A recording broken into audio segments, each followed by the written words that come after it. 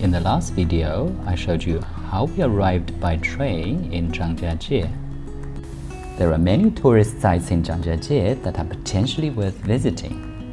When I was planning this trip, I found it hard to decide which sites to visit, as we had only 3 days to spend here. Now that we've finished our trip, I'll explain in this video which sites we have visited and what we would recommend if you could only stay in Zhangjiajie for 1 day. I'll rate the sites we've visited on a scale from 1 to 5 stars, and I'll present these sites in this video in the order from the lowest to the highest rating. Obviously, this rating is subjective as it's based on the personal experiences and preferences of my daughters and myself. Other visitors may give these places a totally different rating. Even so, I still hope this video will be valuable to you if you plan to visit Zhangjiajie, or if you're simply curious what this popular tourist destination in China has to offer. Anyway, I'm fairly confident that you would not regret seeing some of the stunning sceneries that we've captured by camera during our trip. After this brief introduction, let's get started. On the morning of the last day of our trip to Zhangjiajie, we visited the historic residence of the former local king that had ruled this region for hundreds of years. The residence has now been turned into a museum. Many objects of historic value are on display here. If you're interested in the local history and culture, this place may be worth visiting. However, as my daughters are both under 14, this place turned out to be not particularly interesting to us. We don't recommend this place to international visitors with young children. Even for adult international visitors, we would rather recommend other sites instead of this one, unless they are particularly interested in the local history and culture. We would rate this place with 2 stars. On the morning of the first day of our trip, we visited a lake in the mountains which is called Bao Feng Lake. Here we took a boat trip of about 20 minutes. The combination of water and mountains makes this place stand out. There was a guide on the boat that provided informative explanations to this site and the singing culture of the local Tujia ethnic group.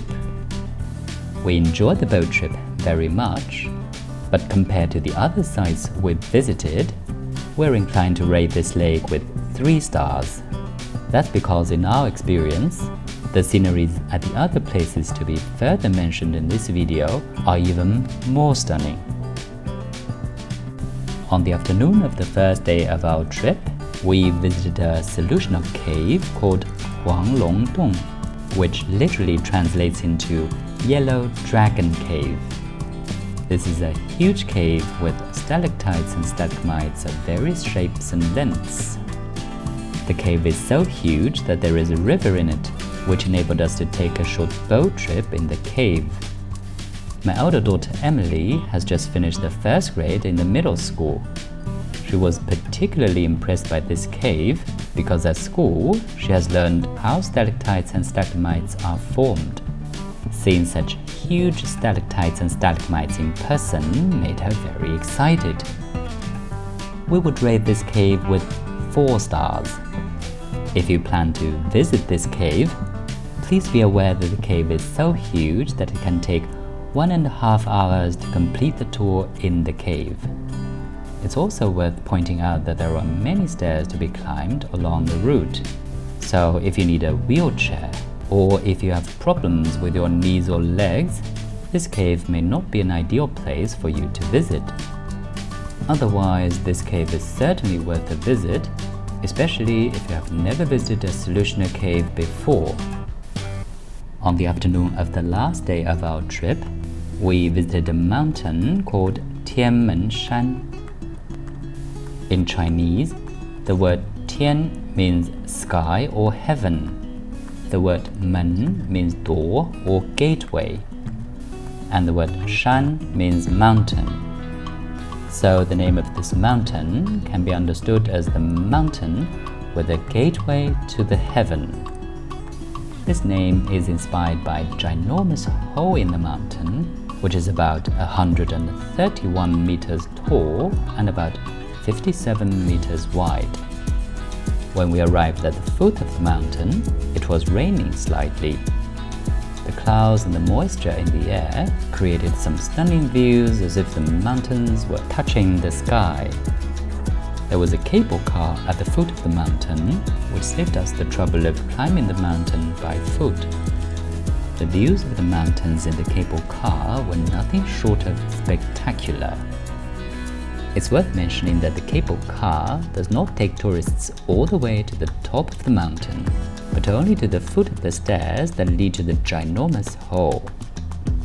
If you are fit enough, you can of course take the stairs, but it's good to know that there are also escalators that can take visitors all the way to the top of the mountain. We stayed for about 45 minutes at the top of the mountain and were genuinely impressed by the marvelous views.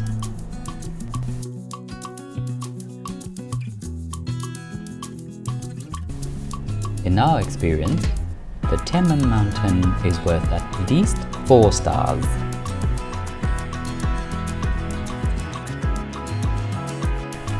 The second day of our trip turned out to be the absolute highlight of our 3-day holiday in Zhangjiajie. It was on this day that we visited the Zhangjiajie National Forest Park, which covers a total area of about 130 square kilometers. It is the mountains in this national forest park that have inspired the scenes of the floating mountains in the famous film Avatar. We started our trip in the National Forest Park by taking a cable car to the Tian Men Mountain. In each cable car, 8 passengers can be seated. The cable car covers a distance of about 2,000 meters, which is about 1.2 miles. It takes about 6 minutes to reach the top of the mountain. Although I had seen many photos and videos of Zhangjiajie before, it was still very impressive to see the mountains from the perspective in the cable car.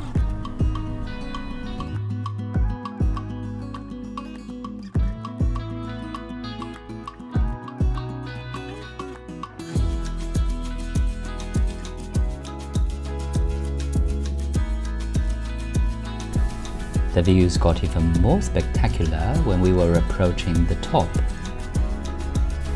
It was awe-striking to see the mountains from so close in the air.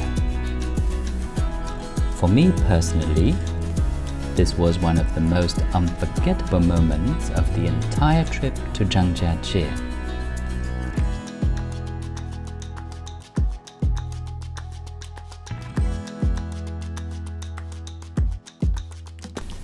Once arriving at the top of the mountain, we were amazed by the stunning views of this mountainous region from this perspective.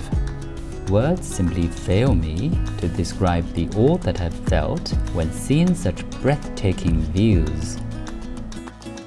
We followed a sightseeing route that took about 5 hours to complete. Along the way, we took many beautiful photos and videos. However, no matter how nice these photos and videos look, I have to say that still, they don't do enough justice to the stunning views we had seen in person.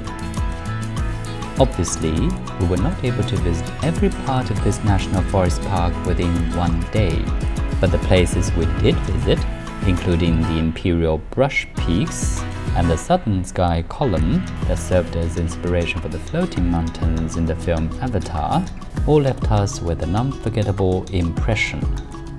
We couldn't help but rate the National Forest Park with 5 stars.